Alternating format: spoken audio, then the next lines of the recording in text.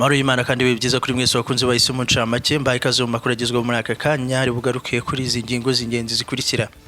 Mu karere ka Nyanza umugabo w'imyaka 36 wafunzwe akekwaho kwica umwana w'imyaka 12 amazeza ko yamubonye yibihene yiwabo.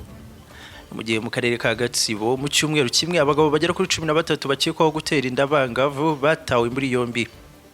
Naho hanze y'u Rwanda ikampara muri Uganda umutekano wakajijwe cyane imbere y'irahira rya Museveni urugo rwa Bobi Wine rugotwa n'abasirikare ndetse hatibagiwe n'urugo rwa Kizza Besigye bose batavuga rumwe n'ubutegetsi bwa Yoweri Kaguta Museveni uyoboye Uganda imyaka igera kuri 36. Aya makuru hamwe nandi kugiye urambuye ni mukanya nagaruka njya kuramburira ntujye kure ngeritwa Abraham w'Imana na hii ni Simon Ncamake.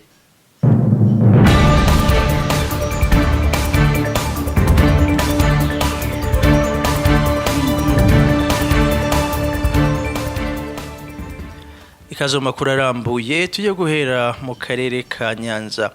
Urwego rw'igihugu rushinzwe ubugenzacyaha RIB rwataye muri yombi umugabo w'imyaka 36 ukurikiranyweho icyaha cyo kwica umwana w'umukobwa witwa Uwase Benita w'imyaka 12. Uyu mugabo yafatiwe mu karere ka Nyanza umurenge wa Kibirizi akagari ka Rwotso umudugudu wa Seruhembe kwa 10 Gicurasi 2021. Umuvugizi w'umusigire wa RIB Dr Murangira BCR yavuze ko uyu musore mwibazwa yemeye icyaha cyo kwica avuga ko yabikoze mu gusibanganya ibimenyetso kuko uyu mwana yari yamubonye yibihene yiwabo. Yagize ati mwibazwa ry'ibanze uyu mugabo haremera icyaha akavuga ko yamwishe kugira ngo azimanganye ibimenyetso kuko umwana w'umukobwa yamubonye amaze kwibihene no kwica ihene yiwabo undi amukuririra mu ishyamba hafi yaho iyo hene yari iziritse aramuniga arapfa. Dr Murangira yakomeje avuga ko uyu mugabo yigeze gufunga imyaka 6 azira gucuruza ibiyobyabwenge.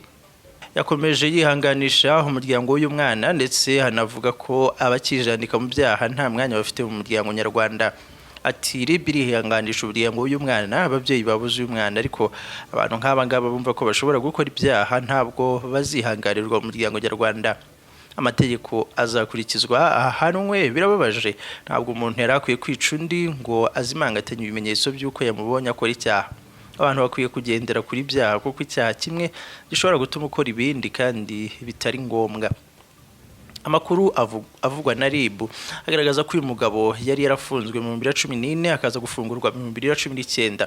Kugeza uyu mugabo afungiye kuri station ya RIB ya Kibirizi mu gihe hagikorwa dossier ngo ishyikirizwe ubushinjacyaha. Mu gihe umurambo w'uyu mwana woherejwe muri laboratoire itanga serivisi z'ibimenyetso byifashisha ubuhanga n'ikoranabuhanga bikoreshwa mu butabera kugira ngo ukorerwe isuzuma.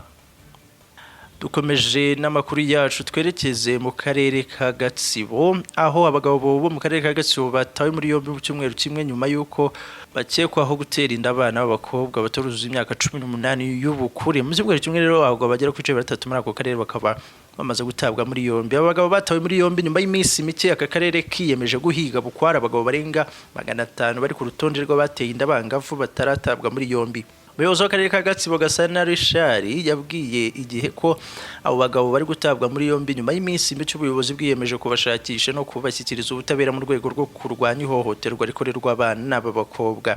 Ati n'abagabo 13 ariko tubafashe mu cyumweru kimwe nyuma yo kwiyemeza gukurikirana bateye inda abangavu mu ngamba twafashe zikomeye. Iyirimo ya mbere ishobora kuba yadufasha nuko ababigizemo uruhare bafatwa bagashyikirizwa ubutabera kuko iyo badafashwe barakomeza bagakora icyo cyaha cyangwa se hakagira n'abandi bavuka bakavuga ko n'abandi babikoze kandi ntacyo babaye. Meya Gasana yavuze ko gufata aba bagabo hari uburyo bwo kubariza amategeko kandi ngo ni uburyo bwo gukanga abandi bashaka kuba babikora bakabona ko ubuyobozi bwahagurukiye kubarwanya kandi ko ari icyaha gikomeye. Ku kijyanye no gusohora urutonde rw'aba bagabo barenga 500 bateye inda abangavu batarashyizwe ubutabera yavuze ko urutonde rw'abakekwa barufite muri buri murenge ukaba ufite umubare w'abakekwaho kandi ko uri kubakurikirana. Ati kurushyira hanze tuvuga nuko buri murenge uba ufite urwarwo ntabwo tuzarutanga mu ruhame kuko habamo ingaruka nyinshi hari abantu barwibonaho bakaba baducika. Gusa urutonde twe turarufite n'inzego z'umutekano zibafata zirarufite.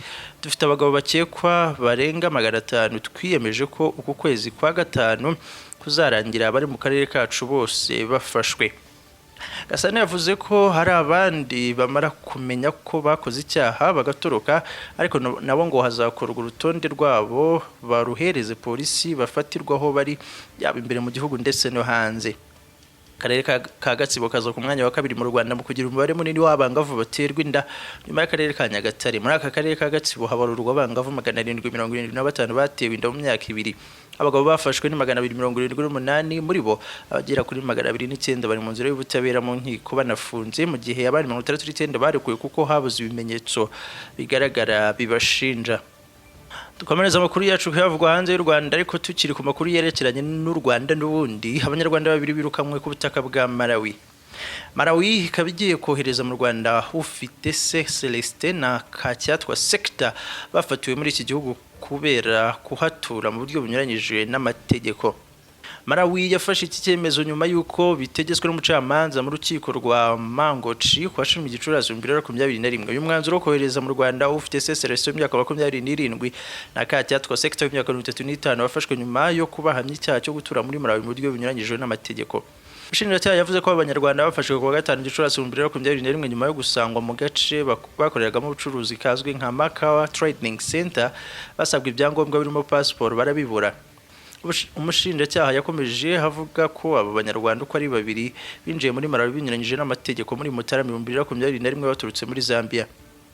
Amakuru dukesha Malawi 24 avuga ko mu gihe hakiri kunozwa uburyo abagabo babiri bakoherezwa mu Rwanda babaye bafungiwe muri gereza yo mu murwa mukuru w'iki gihugu Lilongwe.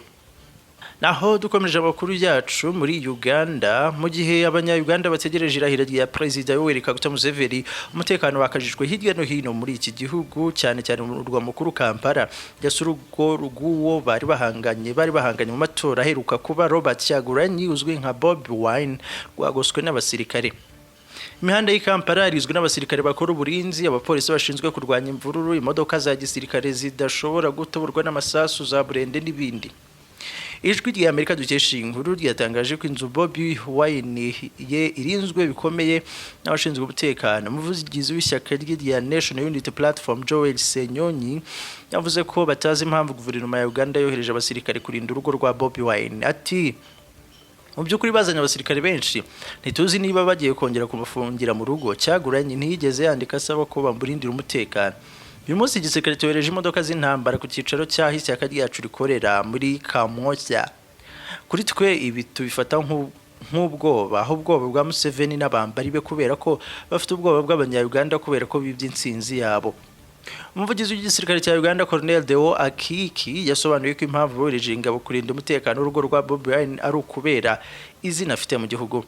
Umuvugizi wa polisi Fred Enanga yatangaje ko ubuyobozi bwa Uganda bwamenye imipango ya Bobi Wine yo gutegura umuhango w'irahira rye ku munsi umwe n'uwo Museveni burahirire kuyobora Uganda.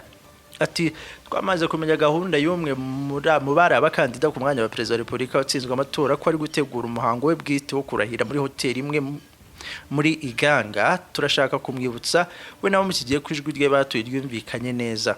Perezida Yoweri Kaguta Museveni n'ishyaka rya NRM nibo batsinze amatora yabaye ku itariki ya 14 Mutarama uyu mwaka ku majwi 58.6% mu gihe Robert Kyagulanyi uzwi nka Bobi Wine n'ishyaka rya NUP baje ku mwanya wa kabiri n'amajwi 38%. Amajwi batigeze bishimira na gato kuko bavuze ko bibwe mu matora aribo bari gutsindira umwanya w'umukuru w'igihugu. Ibiro bya perezida byatangaje ko abakuru b'ibihugu bya Afrika batandatu aribo bemeje ko bari bwitabira umuhango w'irahira rya Museveni mu gihe abandi batandatu bari bwohereza ababahagarariye. Biteganyijwe ko umuhango w'irahira rya Museveni uri bwitabirwe n'abashyitsi barenga 4,000 bari i Kampala aho ari burahirire. Ngushimire ko wankurikiye muri aya makuru. N'amakuru yahise mu ncamake. Niba utarakora subscribe ntabwo usaba gusiga ubikoze kugira ngo nane makuru yacu agenda kugira mu mbere nta gutinda. Murakoze cyane mukomeze kugubwereza mugira amahoro y'Imana. Nge nitwa Abraham w'Imana. Nzongera guhura mu yandi makuru.